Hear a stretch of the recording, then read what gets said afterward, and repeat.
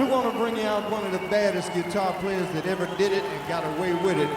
The incredible Mr. Hubert Sumlin. The one, the only, Mr. Parkins.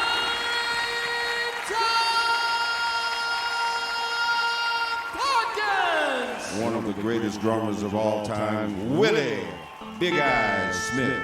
Woo!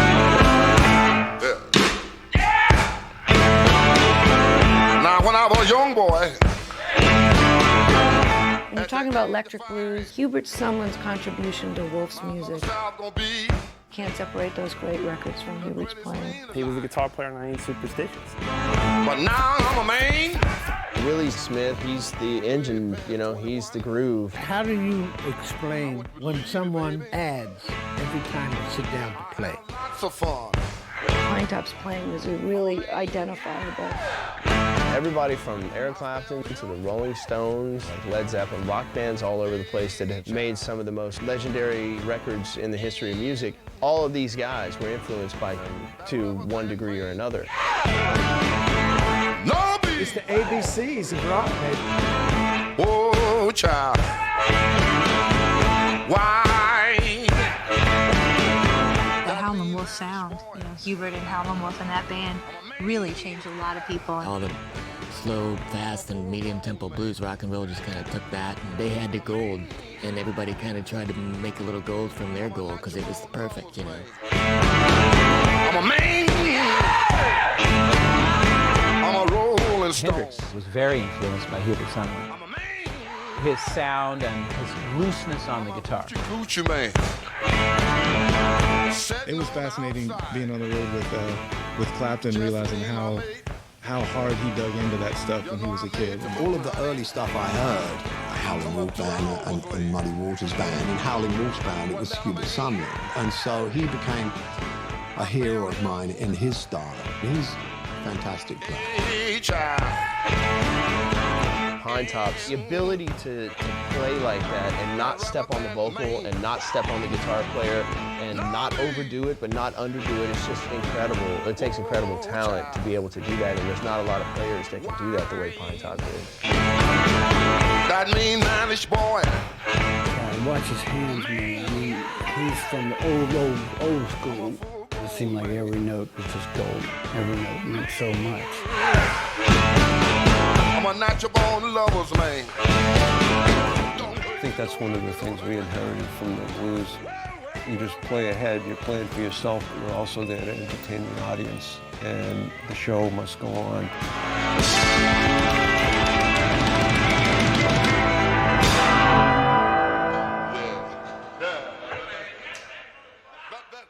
Imagine growing up on a plantation, going, my choices are this life, or I have this harmonica, or this guitar, or an idea, and I can entertain people, and maybe if I take a chance and move to Chicago, I get discovered, I can get myself out of this life.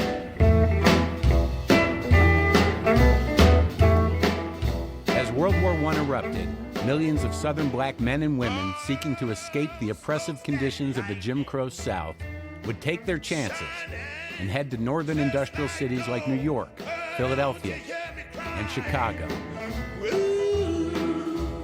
As immigrants from the Delta region, they carried with them a rich culture, a culture that included American roots music, or what we know today as the blues. Two Delta musicians who decided to take their chances on Chicago were Muddy Waters and Howlin' Wolf. At times friends, at times bitter rivals. These men would ultimately go on to establish themselves as the two titans of the blues. Over the course of their long careers, Muddy and Wolf would employ dozens of side musicians. Of these sidemen, Howlin' Wolf guitarist Hubert Sumlin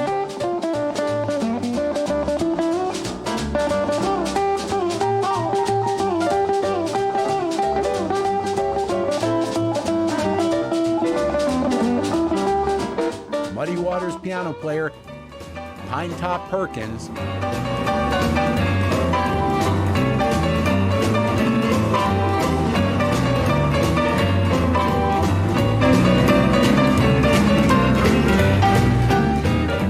Waters drummer, Willie Big Eye Smith.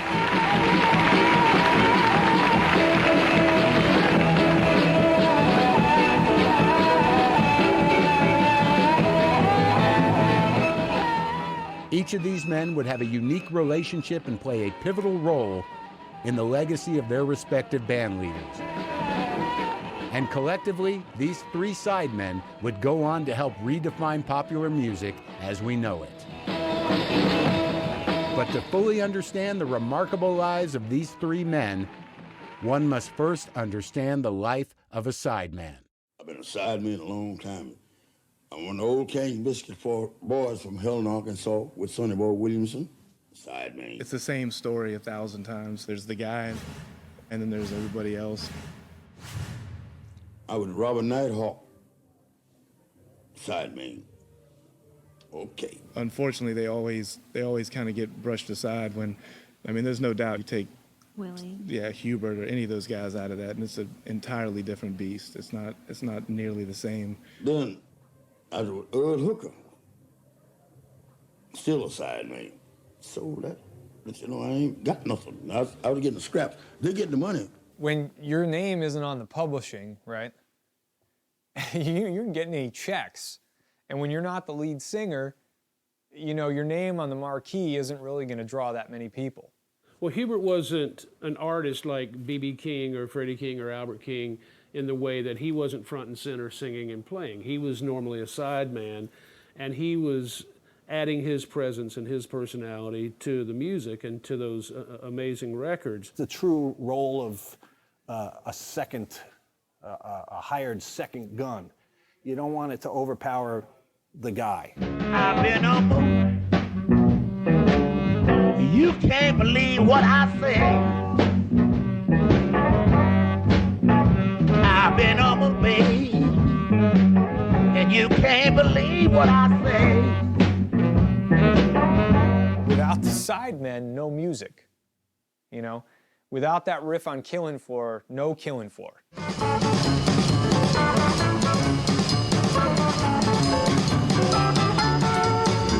You don't hear a lot of Hubert solos the way you would hear like Albert King solos and stuff like that. What you hear is the atmosphere that he created. He plugs in, he starts playing guitar, and this is what happens automatically.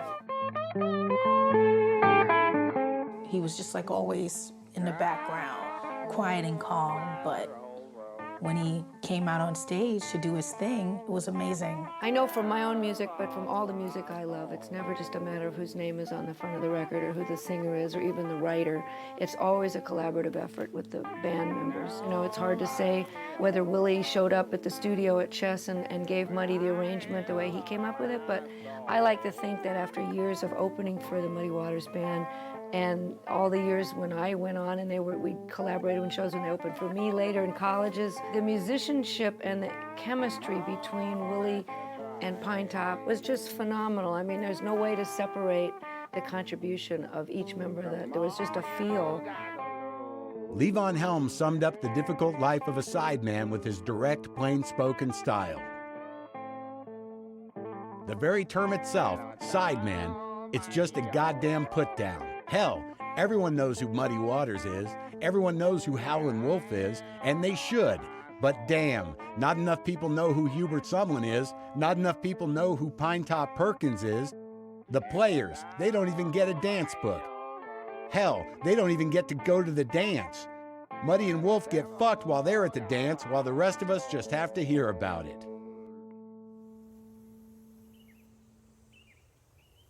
I kind of come up the hard way. I had rough times, but I made it to get old as I am. Blues is the music of survivors. It's not those who died on the path and got lynched. It's those who survived. They got to sing the blues. Who's that riding? John the Revelator. Tell me who's that riding? John the Those songs were meant so that a man could go out in the field and he could chop all day long. And he's chopping, and you hear a song like a...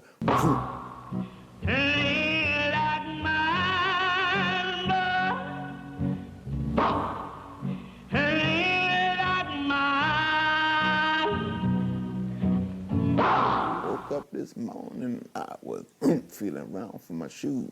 Well,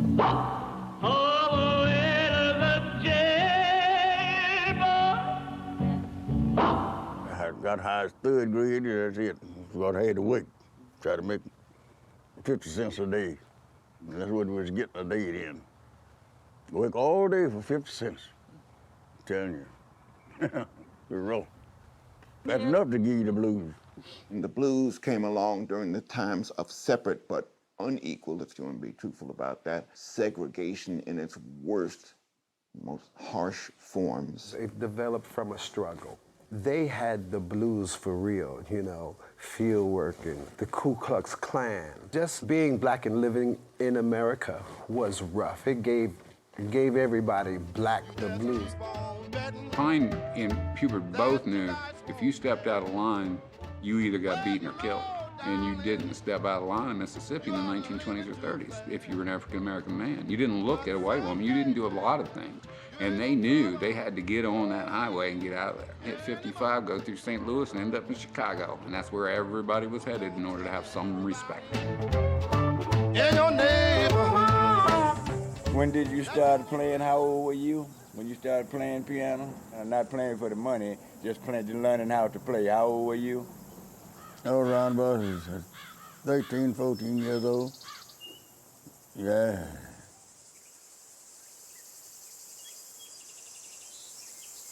Born July 7, 1913 on the Honey Island Plantation in Belzoni, Mississippi, Pinetop Perkins was born into a sharecropper's existence.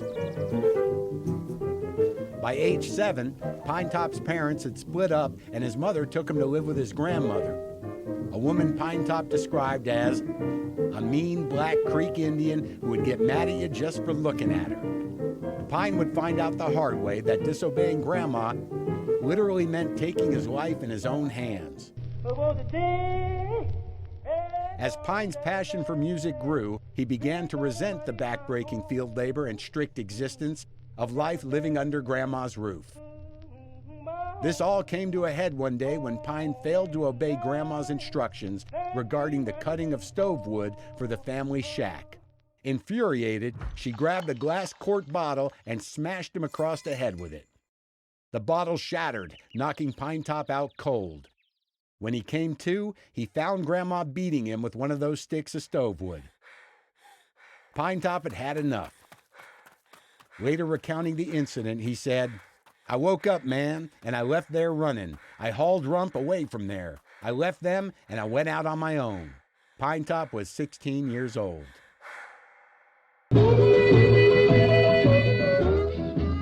By this time, Pinetop had become a skillful musician and was finding steady work playing gambling houses, juke joints, fish fries, and brothels. In 1943, Pinetop would get his big break when he was asked to join Sonny Boy Williamson and the King Biscuit Entertainers on the popular King Biscuit Time radio show. In the decades to follow, Pinetop would work countless odd jobs to support himself as a musician. He did everything from driving a tractor, running a gambling house, making moonshine, and teaching Ike Turner how to play the piano. Long time ago, I used to work on automobiles. I could fix a car.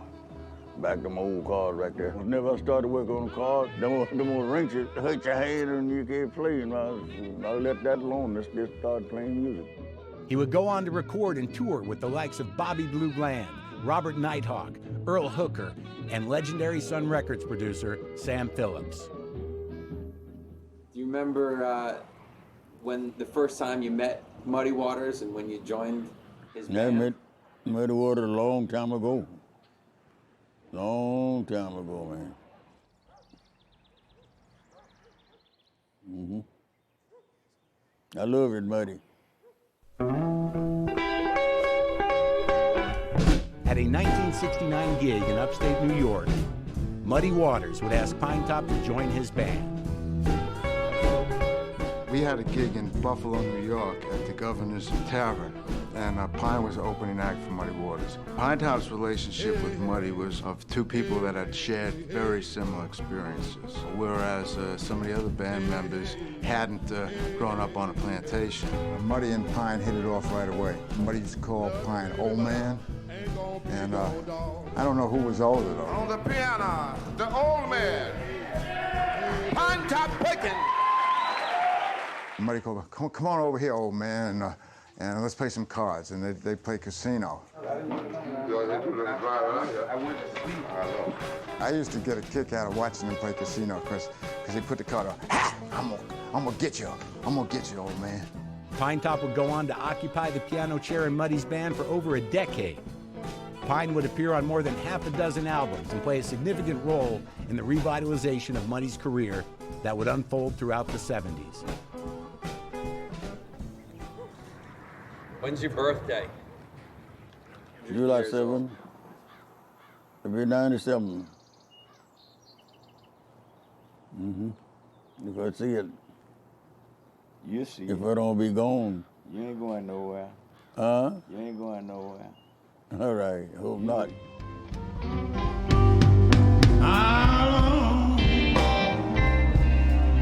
Babe, how long do you think I'm gonna let you do me wrong?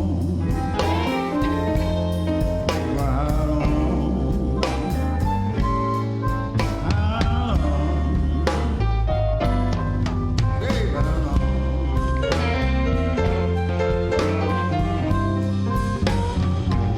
Now I'm gonna sing this time, baby. Ain't gonna sing no more. Now my time rolled around. I believe I've got to go. How long? How long? Baby, how long?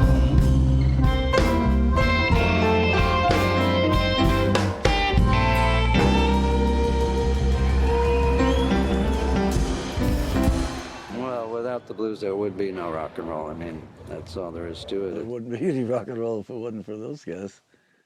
I mean, they've had a huge influence. Like Muddy did that song, "The Blues Had a Baby," and they named it rock and roll, and that was just about right.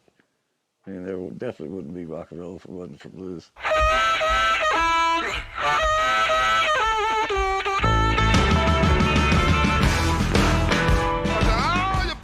We wouldn't have any rock and roll if it wasn't for Chess Records. Any rock and roll. Chess had Howlin' Wolf, Muddy Waters, and Chuck Berry. So they are the architects of rock and roll. I know they're in the blues genre, but that is the very beating heart of rock and roll, is the blues music of the South and Chicago. The music that those guys created, it built this bridge from blues to rock because it was too dirty and nasty and angular to just be Delta blues and traditional blues. But people had not quite taken it all the way to like Jimi Hendrix at that time. So this was the missing link. This was that area where the music kind of had its own categorization. It was like nothing else anybody else was doing. By the late 50s, British teens, unaffected by issues of politics and race, were fascinated by the mysterious nature and undeniable authenticity of American blues. I mean, there's this exotic thing about finding records from the Deep South, and you know, there's a whole collection. These guys, The mystery. the mystery of it all. I mean, you don't know if these guys are alive or dead, and you don't know if these stories are mythical or true. In Britain, I don't know what they'd be playing. There'd certainly be no Rolling Stones or Led Zeppelin or Beatles without those records. The Rolling Stones. The guys, they's okay. Asked about Little Red Rooster. Could they record? Wolf said, hey man, I ain't signing no contract with you. Said, if you can record it, I'll pay you. They said, no, Wolf, no man. In 1964, the Rolling Stones, still a fledgling band, decided against management's advice to record an American blues song as their next single. The Stones insisted on recording Howlin' Wolf's Little Red Rooster, featuring Hubert Sumlin's signature guitar riff. The Rolling Stones. I am the the little red rooster bed. Too lazy to crow for day. Let's see if we can actually spin it back around and give them a blues and make American white kids listen to Little Red Rooster and go, yeah, yeah, yeah. Aha, you had it all the time, pal. Yeah, you just didn't listen. We actually said this is a Howling Wolf song, and it's a Muddy Waters song. So the kids got to know this, and then they went out searching for the records. The dogs begin to bark, baby, and then the hounds begin to howl. It was really the British guys that brought it around, you know, to the Americans, and then turned on guys like me and to go back and dig. British bands at that time, they sort of, you know, took it in, they sort of made it their own thing, and they put it right back in our face. Like, hey, Americans, look what you have, and you're not even aware of it. We flew into London, showed up.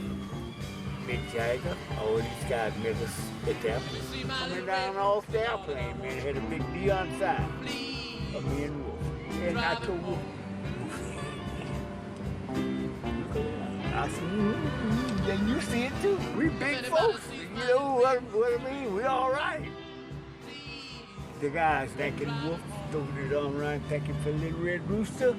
We'll say, oh God, thank y'all, man. Little Red Rooster would reach #1 in England, and to this day remains the only blues song ever to hit that mark. Stones made no bones about whose songs they were playing. Then the next generation were these bands that were like really playing blues. The Allman Brothers, we don't play a whole lot of real intricate stuff.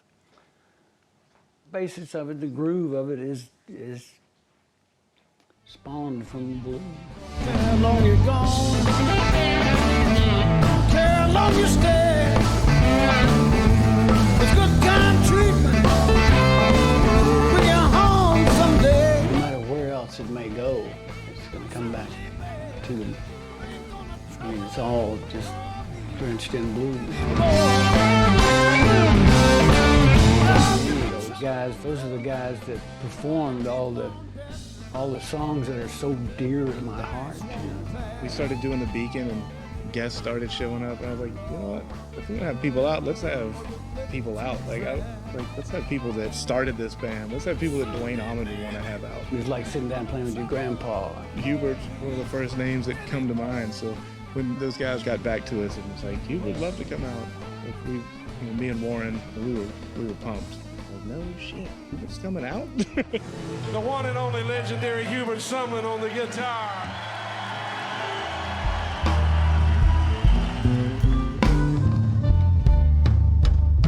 One summer day,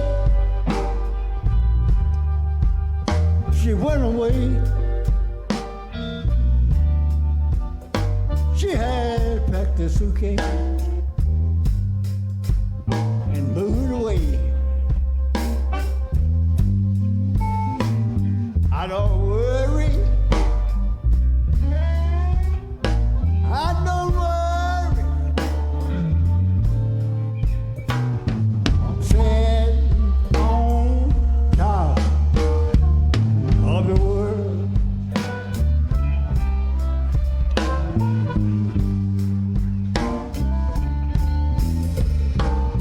Goodbye.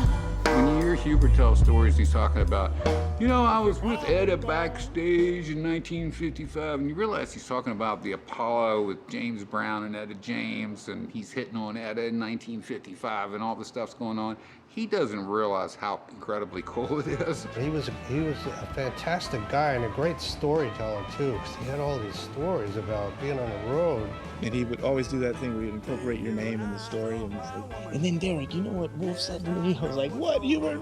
He's one of those guys that had a knack of, when you talk to him, of making you feel like the most important guy there was. Pine Top, wow, what a resilient guy.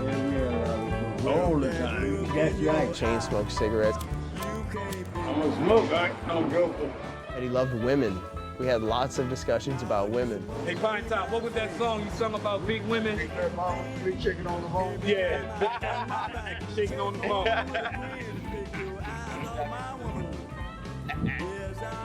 Yeah, you still have me all looking like that. Get food with them, Momo. Yeah. And leave them be. I think you can still. That means things stay soft and tight. It was just warm-hearted, just easy going, whatever. Yeah. As long as they got some McDonald's. Loved McDonald's. How long have you been addicted to McDonald's? Oh, pretty good while now. About a year or so now.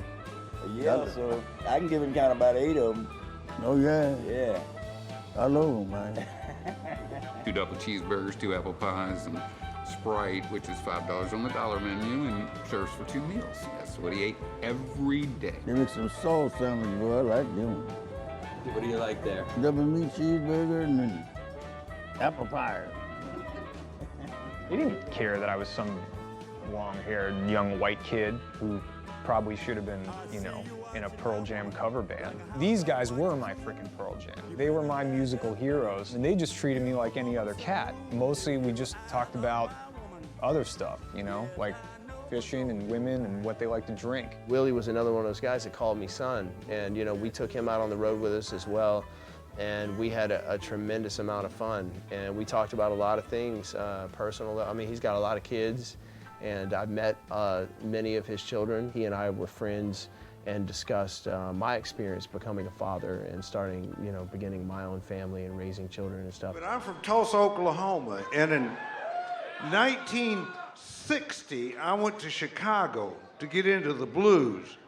And the first band I ever saw in my life had these guys in it. Muddy Waters, James Cotton, Otis Spann, and guess who was playing drums in that band? Willie Smith. If you want to go back, just go all the way back. Ever since I can remember, I always wanted to play.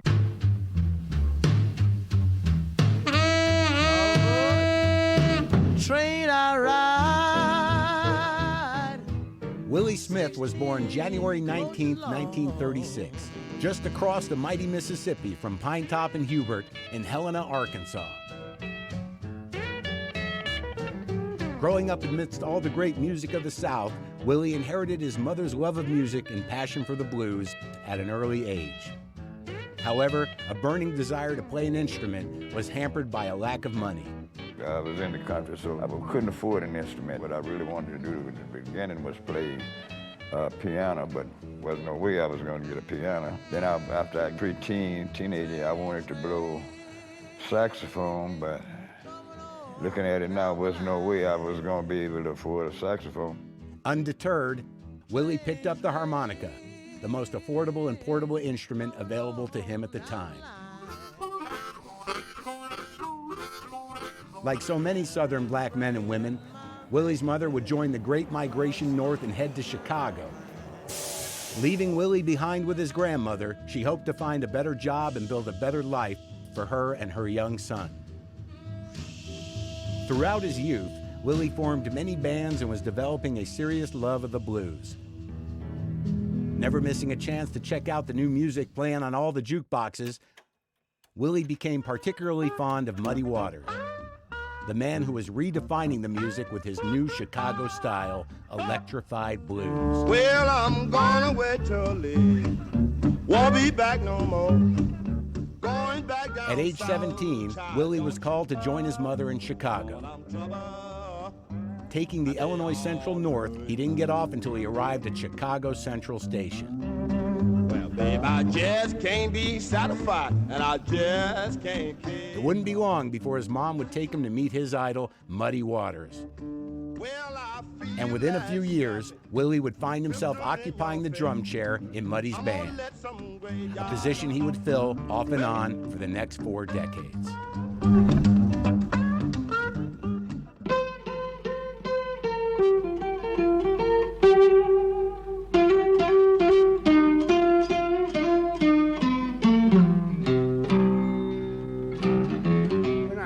know Jimmy and everything. He was playing a lot of blues, man.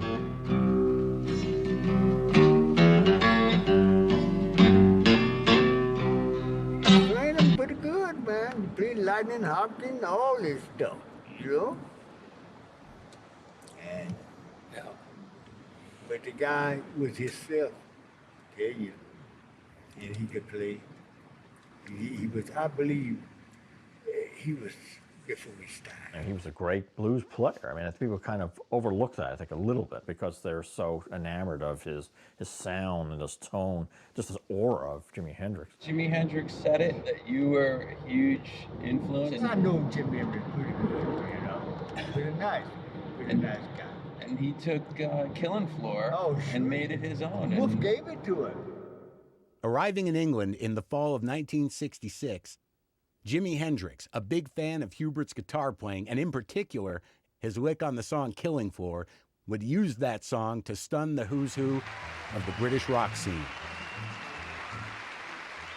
Jimmy would then take his talent to a much larger stage, one populated by none other than his idols, Hubert Sumlin and Howlin' Wolf. Thank you. Hendrix was in the crowd, and he came up, and he just went straight for the stage. The place was full of people, and they opened up the stage like this. You could drive a car down all the way to the bandstand.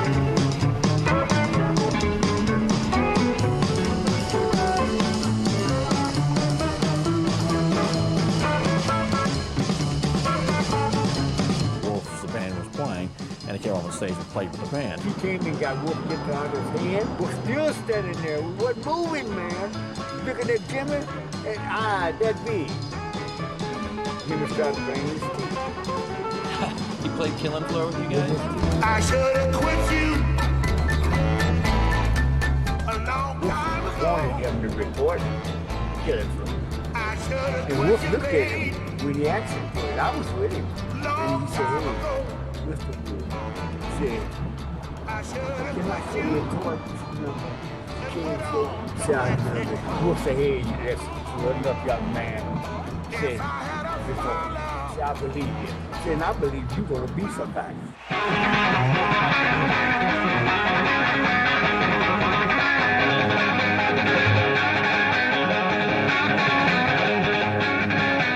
If you look at Jimi Hendrix and choosing to play Killing Floor, he's the guy that redefined electric guitar playing.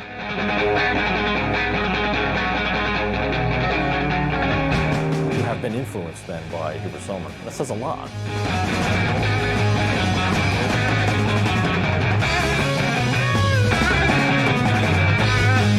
Hubert was a big influence on Jimi Hendrix. Basically, if you take him, you take that style and you put it through a big amplifier and turn it up, you've got Hendrix.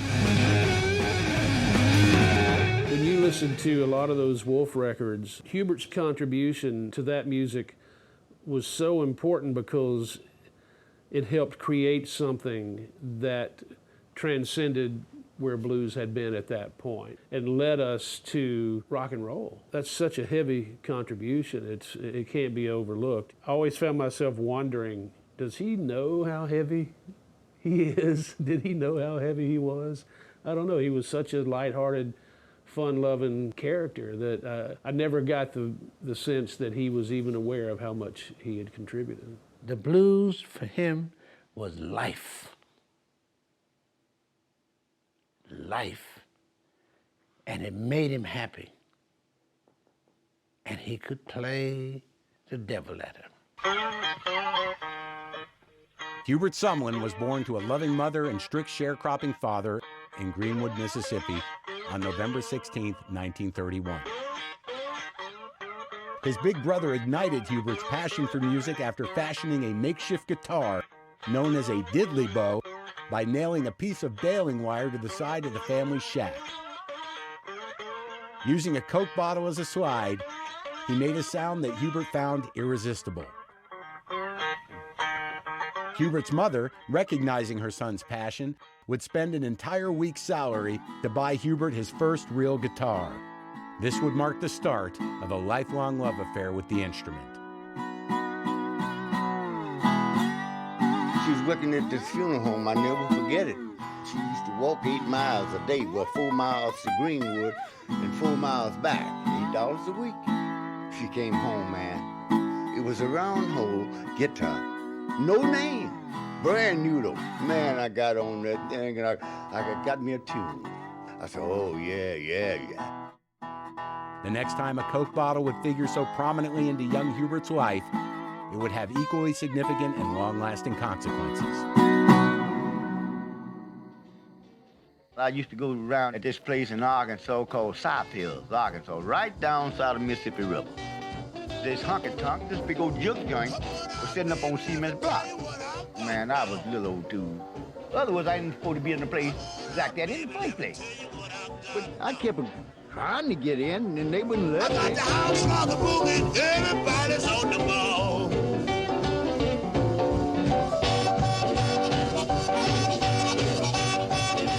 Stove me back out. I said, oh, I'm gonna get in here some kind of way to see Wolf. I went around to the back, and I stacked me these cocoa crates up, and I peeped it over in through this fan that they had down on Wolf in the band playing.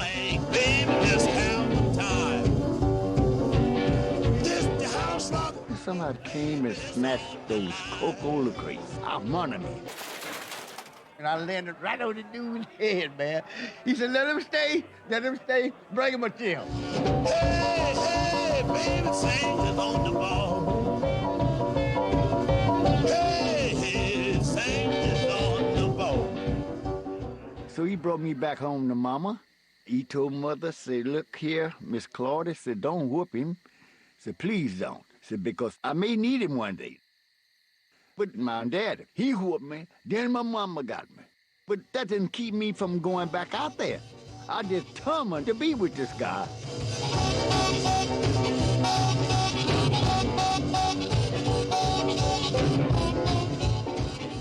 In the ensuing years, Howlin' Wolf would keep tabs on the brash young man who had literally fallen out of the sky onto his head and into his life. In 1954, Wolf would call down south and ask Hubert to join him in Chicago. His arrival would mark the beginning of an extraordinary father-son-like relationship that would last for the next quarter century. During that time, Hubert and Wolf would form one of the greatest musical partnerships in the history of Western music.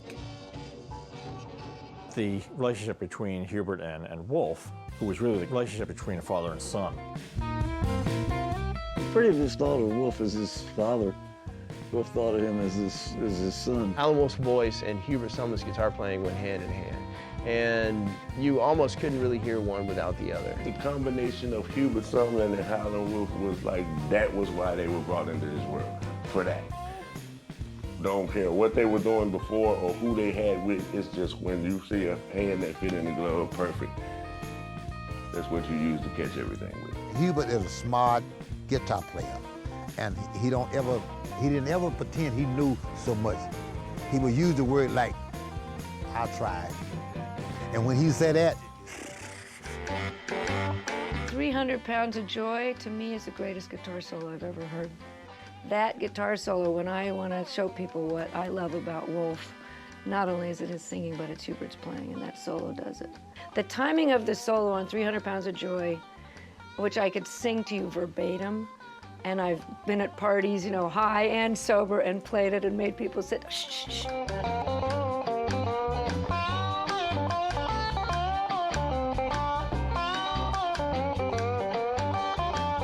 The way he swings inside the beat and delays and does, it's so much poetry. I mean, I'm sure that he wasn't sitting around thinking about it. It's just the way that he played. Of all these guys, he was the legit rock star.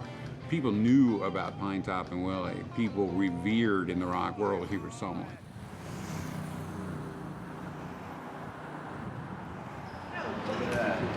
Rock, what you call it, rock?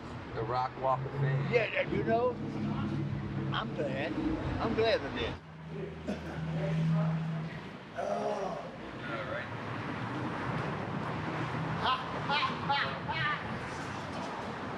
See, baby guy? Hey.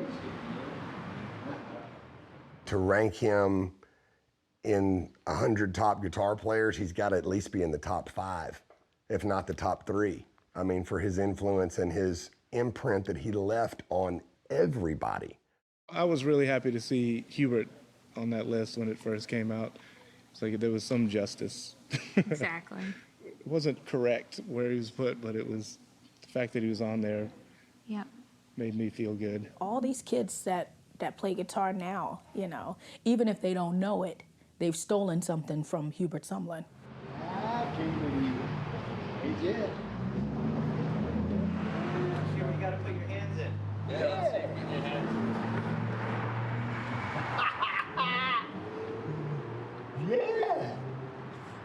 It blows my mind that Hubert Sumlin's not in the Rock and Roll Hall of Fame. You can hear Hubert Sumlin in every modern lead guitar player today. I mean, he is as important as Chuck Berry in that respect. For him to not get that due is mind-blowing. Now, when I get in the Hall of Fame, Rock and Roll Blues, Rock and Roll Hall of Fame in Cleveland, I think I'm up there with Wolf. But I would like to be living to see this. I'm living to see this.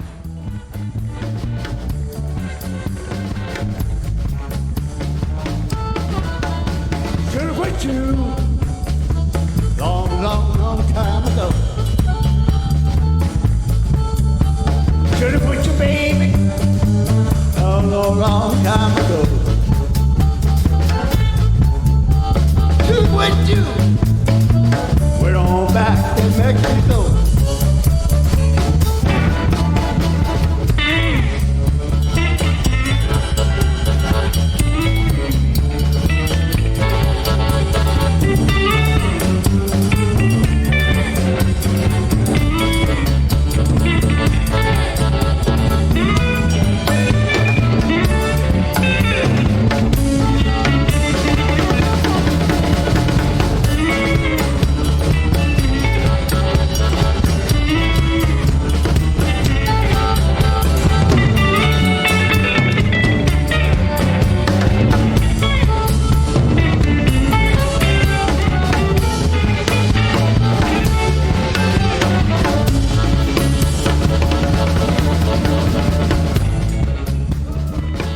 As the 1970s dawned, the demand and appreciation for the blues had begun to fade.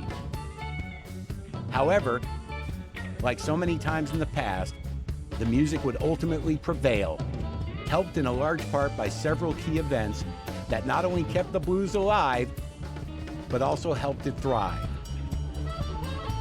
These would include the Johnny Winter-produced Muddy Waters album, Hard Again, and Chess Records' the London Howlin' Wolf Sessions. Pinetop, Willie, and Hubert would each play integral parts in these important events. I'm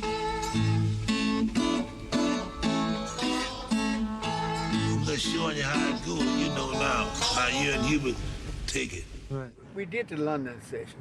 Not only Wolf did the London session, but Bo Diddley, Muddy Waters. It's a lot of people did the London session. I just started to pick up guitar, and at that point I was listening to Clapton and Hendrix and Johnny Winter, and my brother said, hey, check out this Howlin' Wolf record, Eric Clapton's playing on it. And it was the London session records.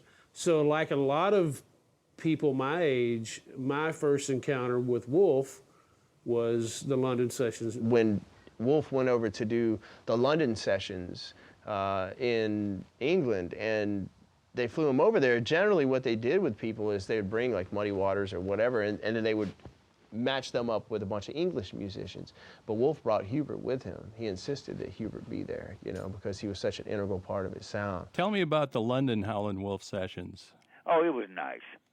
They didn't want me to go over there to Chester Brothers. They want the Rolling Stone. While they were discussing me going to London to do the London session, Wolf told me, hey man, don't worry. So-and-so don't know what they're saying. You going. You going, just, you ain't got to say a word.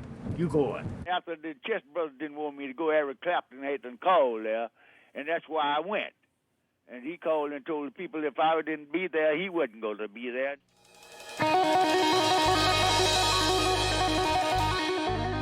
those sessions. I mean, I think it's incalculable because you've got, if you're bringing together almost at the peak of the powers of these British musicians, and now the slowly becoming the elder statesmen of blues, people like Howlin' Wolf, and almost passing the torch to a degree. Bill Wyman, Charlie Watts, we had all of them. Even Mick Jagger, he came in and, came in and supervised a little bit, his group, Bill Wyman and Charlie Watts showed up. And, every musician in London was there. Mick Jagger was in the studio.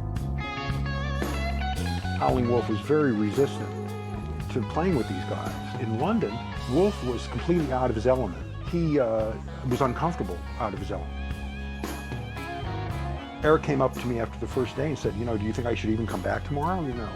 Wolf just grabbed me, and it seems he doesn't like us. And I said, no, you can come back tomorrow, it'll be fine. So the next day I told Eric, I said, look, why don't you ask him to show you the changes on slide guitar to Little Red Rooster? And of course, Eric knew it in his sleep, but he got the idea. And so you can hear on the record him saying, hey Wolf, would you show us how the slide part goes on Little Red Rooster? We really can't do it without you, man. We want you to play it with us.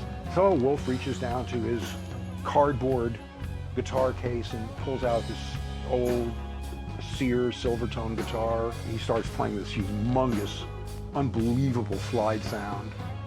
And you can hear on the record, if you listen to it, how he's teaching the song. And at that moment, I think Wolf melted.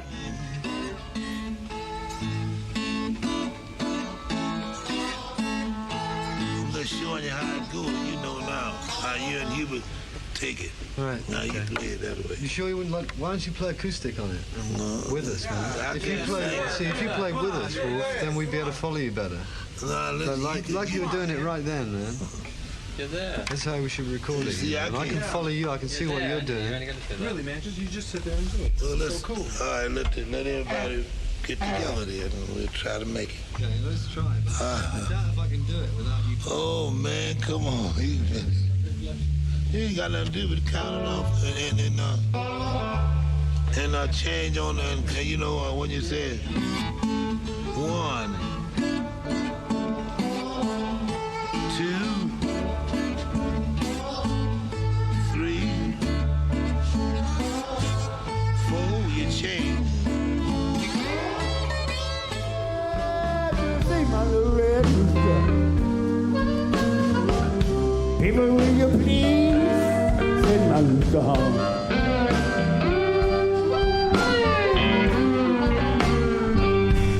I had no peace in my mind.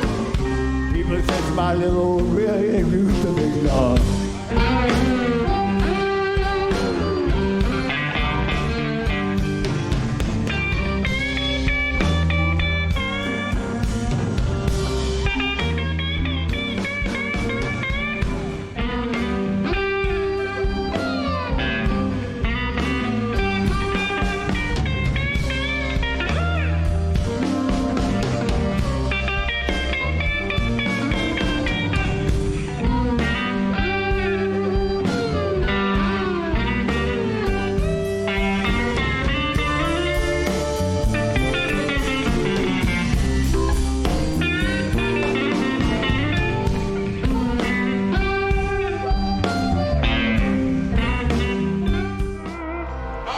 That's it.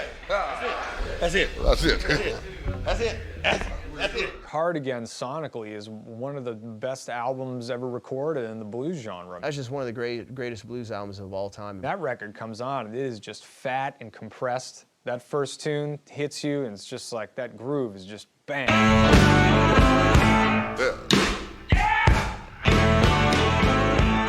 That's the most powerful blues riff ever created. Everybody knows that riff. Everybody. The Muddy Waters band that I always wanted to be a part of. It had Pine Top, it had Willie Big Eye Smith, it had Bob Margolin, Johnny Winter, Muddy Waters, all these guys. Once Chess folded and he went to GRT, they didn't really know what to do. They made some pretty bad records. I just wanted to get him back to where I knew he always wanted to be. Johnny wanted to capture the essence and the passion of that whole band being in the room together and you know, capture, like they said, capturing that lightning in a bottle, and he did. It was a lot of fun. We did everything real quick, 1 or 2 takes. Everybody knew what they were doing. It was all seasoned blues guys. It was a very easy record to make. It was just a lot of fun. Johnny, you the boss man now. Right now, her time fella, we all hit something. Johnny wanted to turn Muddy back into the Muddy that he knew and listened to. So that was his main thing. That's how he produced that. It was all live. He tried to do it one take as much as possible. Willie's drums were captured in the most powerful light ever. Pine Top's playing is just weaving in and out of every song throughout the entire record, and he plays all these great parts just at the right time. Johnny was recording the band, and they were playing live, and he couldn't control himself behind the console, like screaming and shouting. He's just getting off so much on the music. I think that kind of says it all. Hard Again really kind of helped revive Muddy's career, and I run into a lot of people who are, about 50 years old now, who say that's what got me into blues right there. Through Johnny Winter, which is exactly what Johnny was deliberately trying to do, and he did that. Yeah, there was some fun years, man. Great music. No money, but look at all the fun you was having. That's what life is all about. 3.5 decades after its release, The Blues Brothers is considered a timeless classic and continues to entertain fans around the world. Boom, boom. When Danny and I wrote the movie, it was important that we have artists on Maxwell Street in Chicago. And then we said, well, great, here's an opportunity to get some great artists. And so we approached Muddy Waters, and he was very enthusiastic. And that's why Pine Top, that's why those guys are there, because it's his backup guys. And the plan was for John Lee Hooker to sing a song and for Muddy to sing a song. The day that came to shoot Maxwell Street, Muddy was sick, he got the flu. So we went ahead without Muddy, and that's why John Lee is by himself there, backed up by those guys. I want you to talk like that. I can't take it like that. How. Hey, hey. These guys were greatly appreciated, but not by a mass audience, which basically means they were opening acts and not being booked that much. So Danny and John did an extraordinary thing. They exploited their own celebrity to focus attention on these amazing American acts. Although Pine Top and Willie appear in the film, playing a part in yet another significant cultural moment, most viewers never even noticed they were there. Just another day in the life of a sideman. Muddy and Wolf, all of these guys went right up till they couldn't. That was it. You don't retire. Not in the music business. One summer day, she went away. Walked off and left me. She gonna stay. Wolf was scheduled to play in Europe, couldn't make it, and Hubert, in essence, I guess you could say, was in his stead. He said, Hubert, please. Say, I'm telling you, listen to your daddy. Say, go ahead. Please go to Paris. Do our job. Hold our, keep our name. Shit. Yes, sir. Sure enough, man. That's what I need. She went away. I got this telegram. If you want to see Wolf, your dad, you better make it. He got something to tell you. There's a story, there's almost mythology around Wolf wanting to tell Hubert something. I was in Paris. I got the next plane. I got me a car. Went straight to Hines Hospital. Well, what? They had his eyes taped up. He was dead. You might think me bad, but I end up sitting on top of the woods.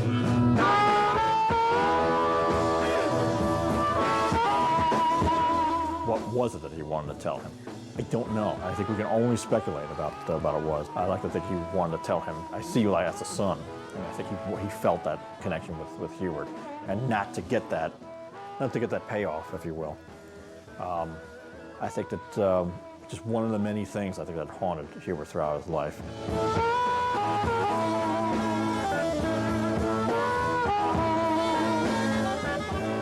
By 1983, both Howlin' Wolf and Muddy Waters had died. Their passing would mark the end of two of the most influential careers in music history and serve as a reminder that with or without the blues, music was moving on.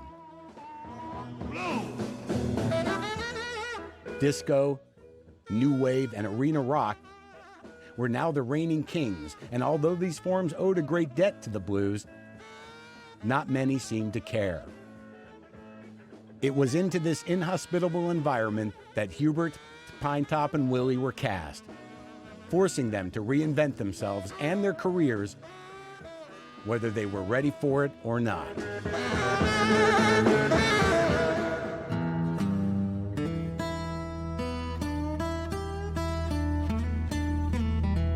Wolf's death just absolutely devastated Hubert. If you didn't really have a father figure, but in particular respect your father figure, and then this musician came in and taught you the ropes, loved you, maybe perhaps hated you at times, but just showed you everything about life, good, bad, all these things. If that goes, I mean, your support system goes, your foundation goes.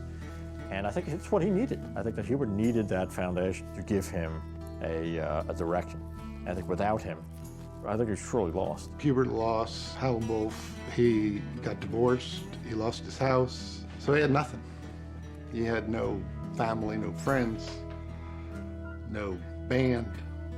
And he was too famous to be a sideman and too shy to be a leader. So he's in a real tough spot. It seemed like the whole Chicago. Wolf dead, you dead. Even mind the people that we worked for, all them clubs and things, we worked for all them years there in Chicago. That was home for us, and they wouldn't hire me, man. It's his attitude towards his own life and his career, and people's perception of him as well. I think that hurt him as well. They just saw him as another guitar player, if you will. But they don't understand. You know, they still saying, oh, Hubert, everywhere I go, Hubert did, Hubert did, Hubert ain't shit. I'm just only a musician, proud to be a musician. But I'm glad that somebody liked my sounds. You know what I mean? This makes me feel so that fucking good, man. Popular music had moved on. If you're looking at working blues musicians, I think really you got to look at the 70s through the 80s. You know, life was tough. Some I would like to put on put it on an album or a record sooner or later, probably in the States here if I can get somebody to help me out. You know what I'm talking about? You can believe in me. I did everything, you know, I could.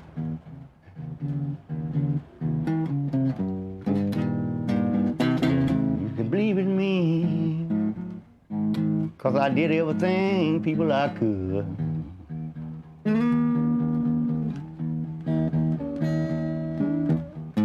One day I'm gonna do something. Maybe someday I'll do something good. Yeah.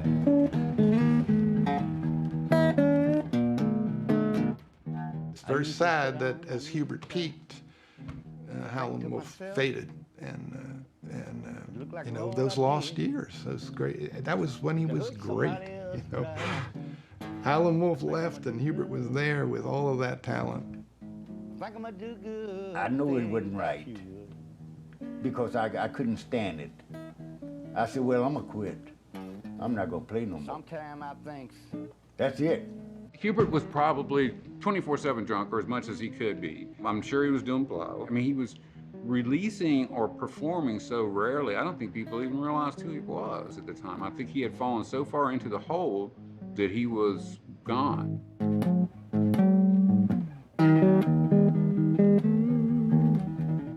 Pinetop Perkins was living in a low-income housing neighborhood in Chicago with part of his family. Most of the time that we would send money to him would get stolen before we'd get to him because he would call us back and tell us that this was happening. And he was also being physically abused and just a lot of horrible stuff going on. He'd been arrested for drinking and driving once at least, and he was put into jail and he was on work release for a while. I don't think people realized, because Pine was still playing, And he was still getting to gigs. He wasn't doing well. He was drinking and looking bad on stage and stuff, but he was getting there. At the time, he was 79, and nobody was booking him, and he was drinking quite a lot, and it was like kind of not doing very well. And I thought that producing a CD with him and doing this would be a nice monument to the guy, the piano player from the Murray Waters band. And so we did that and toured with him. When he came here to Iceland, he played downtown and we for 10,000 people, and he got his confidence back. I could see it. He had always been a sideman, and now he was just energetic. For us, it was a fabulous thing to do.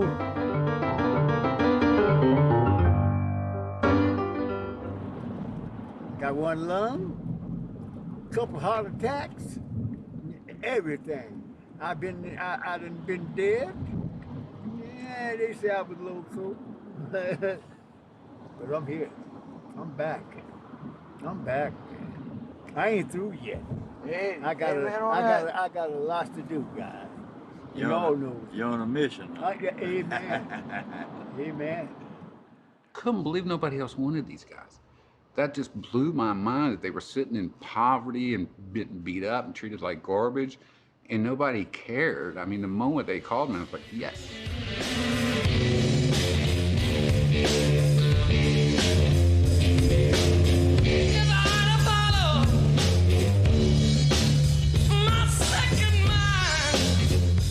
Throughout the 90s and into the new millennium, a blues resurgence would push the music to the forefront of popular culture.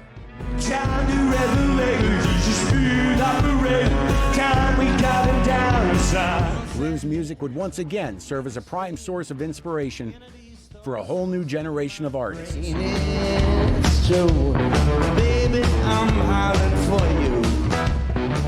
78 to 90. That was a period of bad music. When that period died, I think that people were ready to hear good music, so it was really good timing for all of us, because when they were ready to come back, people were ready to hear it. But it wasn't only musicians that were drawn to the blues. When Madison Avenue needed just the right sound to suggest raw passion and gritty sexuality, the song Smokestack Lightning, featuring Hubert's iconic guitar riff and Howlin' Wolf's primordial wail, helped to sell a whole new form of inspiration. So, why would you let something like erectile dysfunction get in your way? Isn't it time you talk to your doctor about Viagra?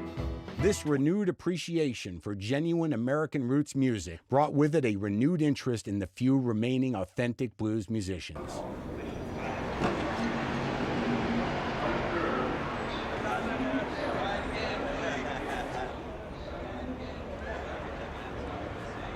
So how does it feel? I'm in L.A., Hollywood. First time nominated for the Grammy. Many times in L.A., you know, but this is the first time I come to get to go. We'll just stay for a couple hours if you don't want to stay for the whole thing, okay? All right. I think you'll be fine. Let me see. Let me look at you. All right.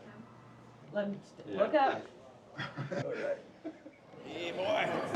Hey, there, boy. How you doing? Boy. All right. You know what they say, every dog got a day. This is my day. We get the red carpet unless we get off.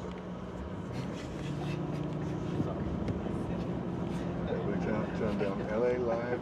For Best Traditional Blues Album, the nominees are James Cotton, Cyndi Lauper, Charlie Musselwhite, Pinetop Perkins and Willie Big Eye Smith, Jimmy Vaughn. And the Grammy goes to Joined at the Hip, Pinetop Perkins and Willie Big Eye Smith. I think I was more impatient than he was.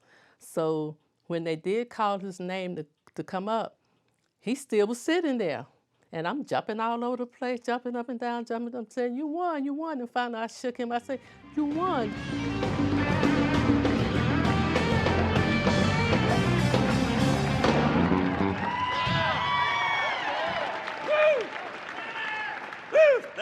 Thank you. First of all, I'm a little nervous, and I had so much to say when I got up here, and I'm a little bit emotional, and now I'm so glad. I never thought my heart would be this full. But I want to give, first of all of the thanks to go out to God Almighty. That's why the first thanks go. The next thanks go to my wife that stood up with me and stood behind me but through all these tramps and fails, we here. To win with one of his greatest friends and one of the greatest top musicians, so that made it even more important to him. Thanks to all of the people that had something to do with this. I'm a little emotional. Thank you. So how many years in the music business? At this point, it must have, I hadn't put it, just to put it in perspective, I'd go up to about 53 years. 53 years and first Grammy. First one. About time. Well, what can I say? It's better late than never. It's 5 decades, man. It's a half of a century that he put into it. And to finally get the recognition, I guess. And it was more of a, I hate to use the word, more of a relief. Like, yes, now the world finally knows what you've been through. They know your story.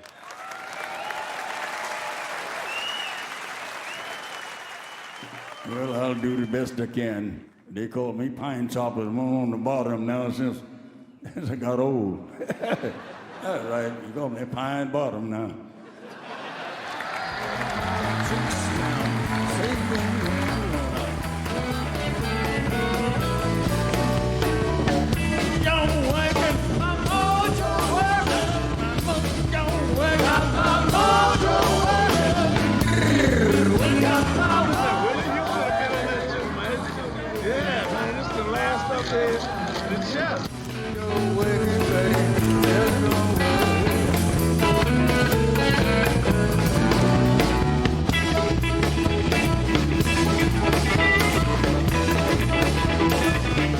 Being able to play in the 70s and 80s.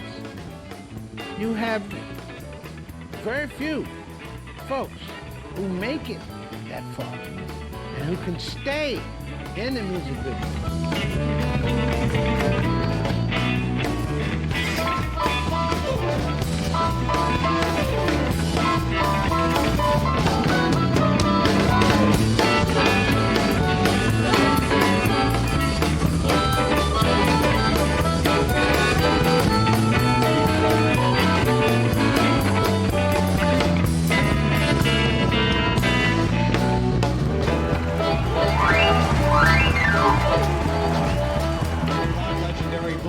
and Austin resident Pinetop Perkins has died. Tributes for legendary blues pianist Pinetop Perkins following his death. He's being fondly remembered as one of the last great Mississippi bluesmen. Just last month, Joe Willie Perkins, nicknamed Pinetop, became the oldest Grammy winner ever. March 2011 to March 2012 was the biggest transition my life will ever have.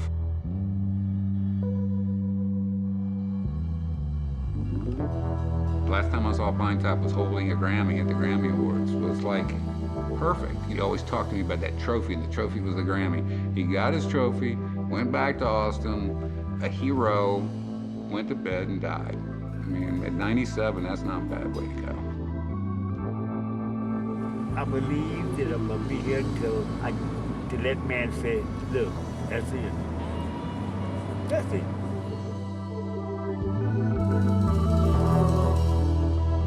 One of the nicest, most wonderful people you would ever meet in your entire life. He's the kind of guy that I want to be, you know, both musically and personally. He was just an extraordinary example of a human being.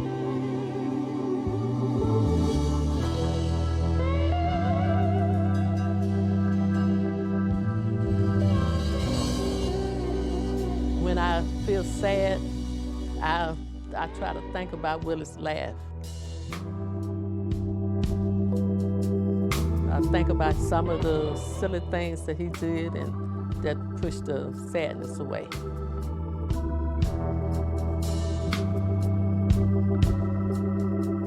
In 2011, Pinetop, Hubert, and Willie all passed away within 8 months of each other. I was still coping with the Pine thing, and then Dad passed. I tried to block that out. Then Hubert passed, which was literally just a couple months after Willie. It was just like a domino effect, man. It was just like, oh man, can I buy a break? Those three guys, man, it was a reason, a lesson, and a story behind they were passing, man. And that's just, I just had to keep thinking and believing it.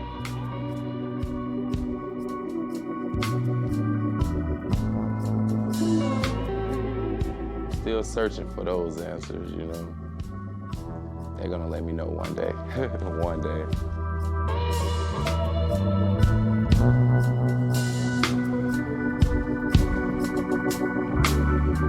I woke up with the blues and keeping the blues alive, you know, so that's it. That's all we can do is try to keep the blues alive. And as long as you can do that, they'll never die. You got to think about the younger generations, you know, that's where all those changes come from. If it were left up to you and me, things would never change. When I play music, it's like nothing else matters. It's like an escape from reality for a second. You know, when you solo and you're like in the moment, it's just you and your guitar and your music, and that's all that matters.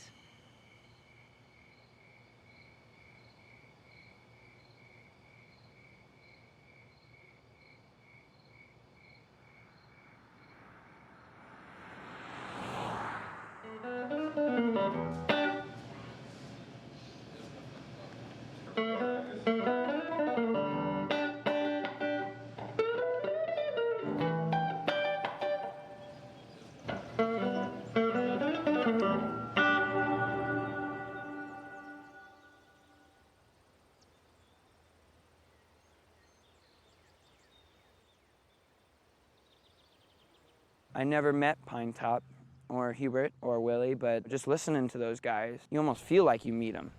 Through listening to them and listening to their playing, you almost get that connection through their playing, and I really don't know what the blues world or the music world in general would be without those guys.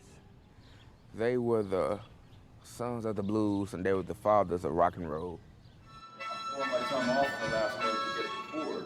That chord is what keeps it cool. It was Pine Top's vision to perpetuate the music, to carry on the tradition of the blues in that location right there in Clarksdale, Mississippi. Part of Pine Top's vision was he wanted to keep musicians like himself alive, playing music into the future. It displays the music as a viable means to make a livelihood. I can imagine my life without the blues and the guitar music. I'll be just a normal kid.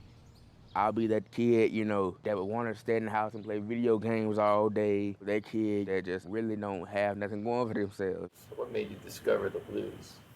I was in my dad's truck one day and he put on the blues station and I liked it, so I started learning it. Some of them are the next generation. They're going to be the ones that you'll hear their names, no doubt about it. Yeah.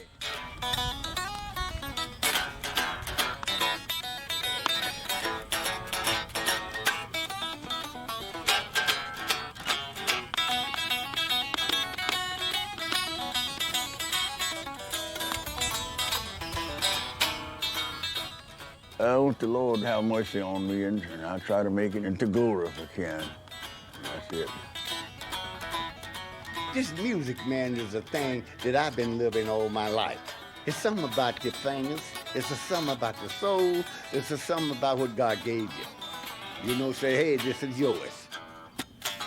But I would like to be remembered for who I am. To me, a musician, you know, I'm not good and not bad. I don't want to be remembered for, oh, he was great, or he was this. No, I just want to be remembered for who I am. Plain old Willie Smith.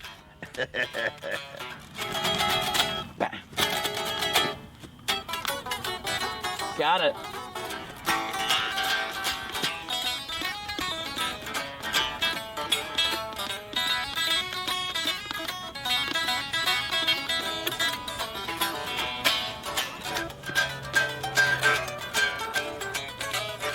Hey.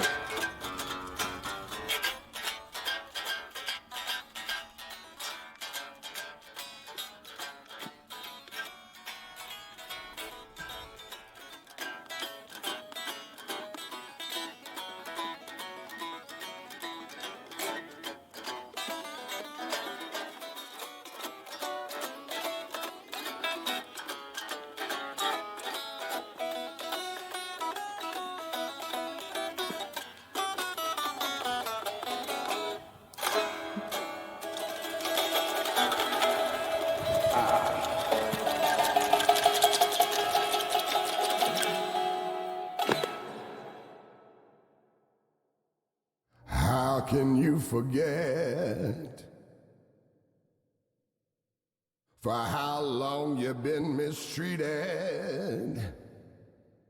When you spend your life working your fingers to the bone on a Mississippi cotton field, or in a Chicago speakeasy behind a microphone.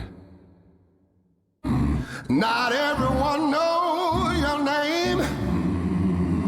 A lot of joy, but still that crushing pain. While everyone calls on you to play the blues, you're just another shade of gray, with very little to show and a lot more to